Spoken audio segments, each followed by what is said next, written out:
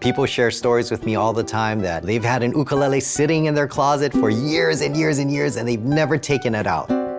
So take that ukulele out of the closet, let's play some music. I started playing the ukulele when I was 4 years old. I remember the first time I picked it up and played it, I was just overwhelmed with this joy. Till this day, every time I pick up my ukulele and play, I mean, it's that same joy. There's something about this instrument that brings out this childlike quality in everyone, and who doesn't want to feel like a kid again, right? And I promise you, if you have a couple fingers to spare and you know how to count, you will learn how to play this instrument. Oh, that sounds so good. I love that.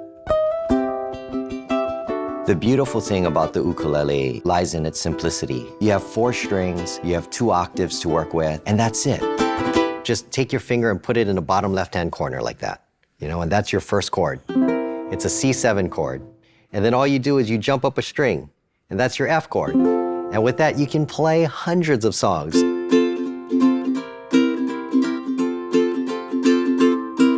I mean, literally hundreds of songs.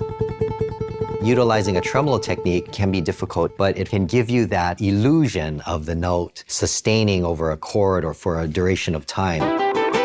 There's a magical thing that happens when you're holding an instrument and connecting with it and making a sound that's like therapy for me. Music, I think, has the power to truly shape who we are. And I hope that people will discover through this masterclass that the ukulele is not just a tool to make music, but it's something that can be life-changing. Aloha, I'm Jake Shimabukuro, and this is my masterclass.